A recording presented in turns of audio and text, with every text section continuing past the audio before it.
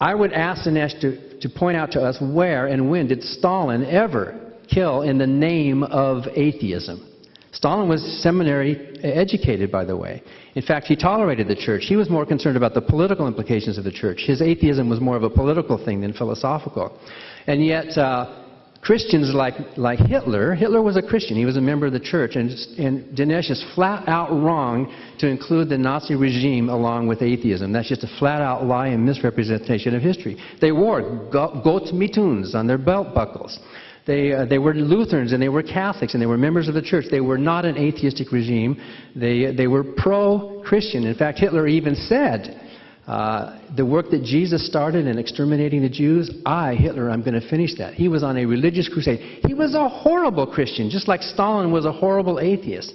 The atrocities committed by human beings are not because of their religious views. It's because some human beings on this end of the bell curve are moral monsters. Stalin was a horrible person.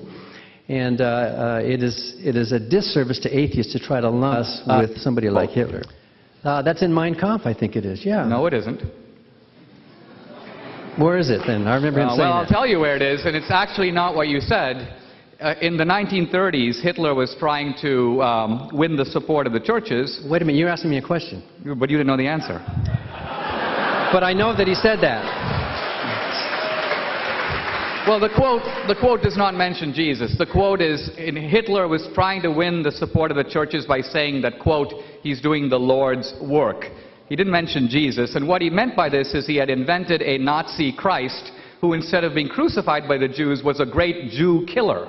Not a Christ recognizable to any Christian, and no German churches bought it. So all I'm saying is it seems to be a quote ridiculously stripped from its context. Okay, but let me move on. Let me answer it by saying that I think you're wrong. I read a quote where Hitler mentioned Jesus and the work of Jesus, and if it's not in Mein Kampf, I would challenge you publicly on that. There is a quote, perhaps not where I remember it was, but I didn't come prepared to talk about Hitler. You raised Hitler tonight, so I don't have my notes for that. But, but he did say that. Hitler did say, and I'm on record, that the work that Jesus started, Hitler will finish. Are you familiar with the work by Richard Weikart called From Darwin to Hitler? It's a study of the effect of social Darwinism and the impact of Nietzsche. I've read about that, but I haven't read that. Okay. Well, you might want to widen your circle of knowledge here, because Hitler was greatly influenced by social Darwinism. In fact, the survival of the fittest is a phrase that appears repeatedly in Mein Kampf and all of Hitler's writings. Can I ask you a question now? Certainly. Was Hitler an atheist? Yes. When I say he was... No, I'll defend it.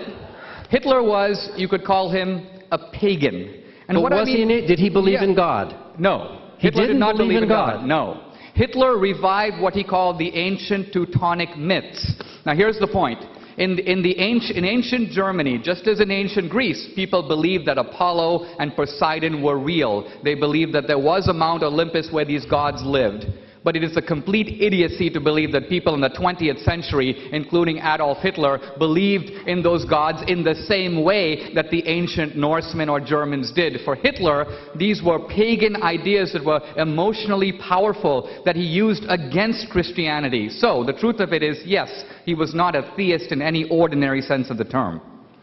But the Nazis had God as with it. What did that word God mean? They were Catholics and they were Lutherans, and Hitler was a member of the Catholic Church. Hitler was not a member of the Catholic Church. He was a member of the Catholic Church. Hitler he was never a member of the excommunicated. Catholic Church. Well, it's like what you said about Stalin. It's true, Stalin was actually raised in the Orthodox Church.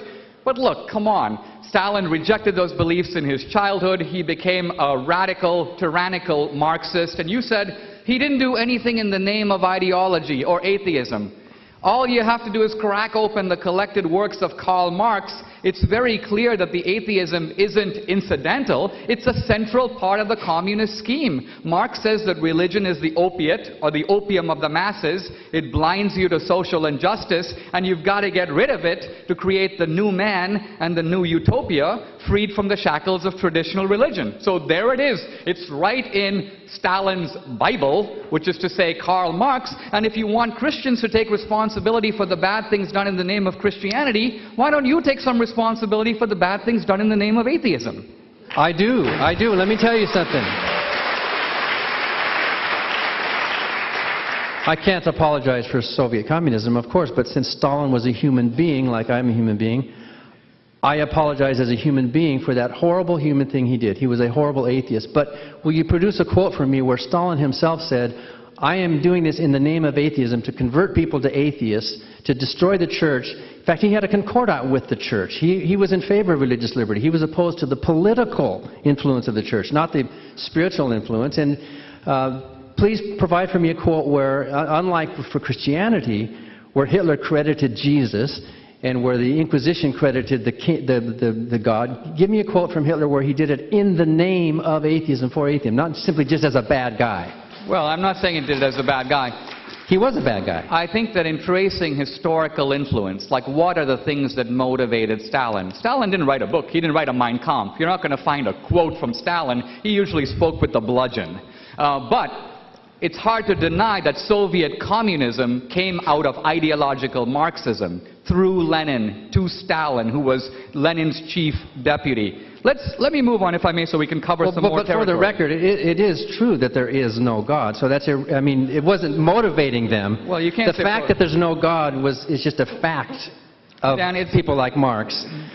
But did it motivate them to commit their crimes? No, it did not.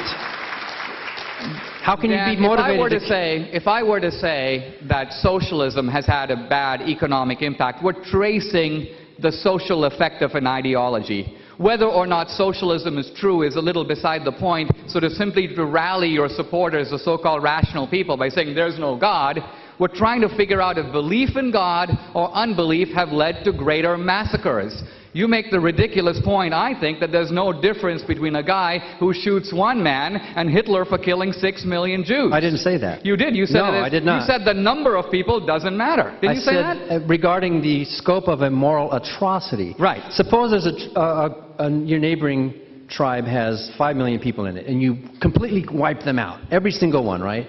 Then later another tribe has 10 million people. You completely wipe them out, is right. In both cases, you've committed the same moral atrocity. It's called genocide. You don't measure a moral atrocity by numbers. You measure it by the intention. If it had been 10 million, you would have kept going. If it had been 50 million, you would have kept going. That's the moral atrocity. You don't measure it by how many bodies. You don't stack up the bodies and say, oh, Christianity has a stack this high. I agree. Oh, and atheism has a stack this high. Therefore, we should pick the lower stack. Why does Christianity even have a stack? But Dan, the difference is... You mentioned the 5 million, the 10 million, the 20 million. Do you realize all of those are done by atheists? There is no Christian crime in history that comes even close to that. The Inquisition in Spain, which lasted 350 years, according to the best scholarship on the subject, killed fewer than 2,000 people. 2,000 people over 300 years, that's 6 guys a year. So here we go. Compare this to the crimes of atheism. Pol Pot, 2 million. Hitler, 6 million. Stalin, 25 million. According to Halliday's book on Mao, that's something like 40 million. We're talking about great differences of magnitude. And here's the point.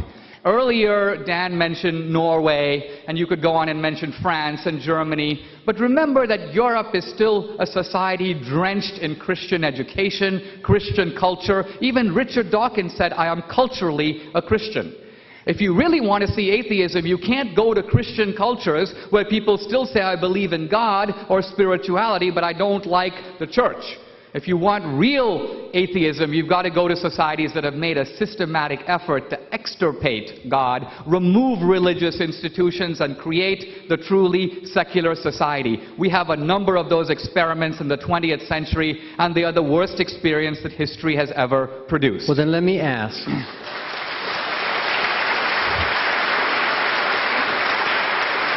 Let me ask then, are there any real atheists in this audience tonight? They are real atheists coming out of a Christian culture, but they are real. They're not out committing atrocities. Just like you try to excuse the atrocious past of early Christianity for the bloodshed, especially of the Bible and the God of the Bible, whom you seem to be saying more and more is less real and more of a metaphor. And don't blame modern Christians for the crimes of the past. In the same way, you don't blame atheism for Stalin, you blame an atheist. You don't blame atheism. You said that these crimes were committed by atheism. They were committed by an atheist. Yes, atheists commit crime, but there was no atheism behind trying to commit these.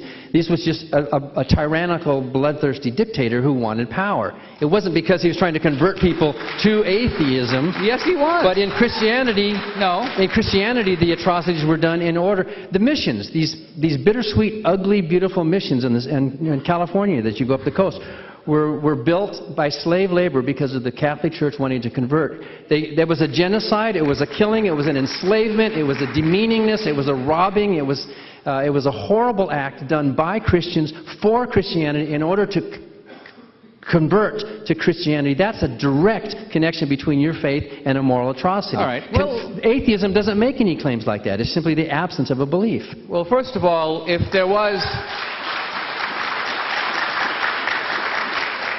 First of all, Stalin very much wanted to extirpate Orthodox Christianity from Russia. That's why he shut down the monasteries, he locked up the priests, he killed them and tortured them, and the church is only now staggeringly trying to recover in the last decade or so. Why did Stalin do that? If he didn't care, the truth is he did care. He saw religion as the enemy. He worked assiduously to get rid of it. Now, compare Dan's moral compass with the missions. The missions were established to Christianize the Indians. The genocide that Dan is talking about is largely the fact that the white man brought to America diseases to which the American Indians had no immunities. The large number of native Indians who were killed died not at the hands of the sword or being beaten on the head with a Bible. They died because they got malaria and smallpox and other illnesses. Now, is that a tragedy? Yes, but it distorts the meaning of genocide beyond all recognition to call a communicable disease. By the way, the Black Plague wiped out a third of Europe. That came from Asia. That wasn't genocide. So we've got to keep moral discrimination when we talk about history, and simply to lump things together which you don't understand very well, that's not very good history. They were enslaved. They were locked up. They were worked to death. Those beautiful, loving people who lived on this land were invaded by people with guns and Bibles who thought they had a moral religious right. And they were locked into these places. They lived in squalor. They were taken advantage of. Many of them were actually beat on the head with swords and Bibles. So why are you trying to minimize? Why don't you step up to the plate and apologize for Christianity like you're asking me to do for atheists? Are we out of time? My ancestors were Hindus and in India at the time. I'm so engrossed in this, I want to see if it comes to blows.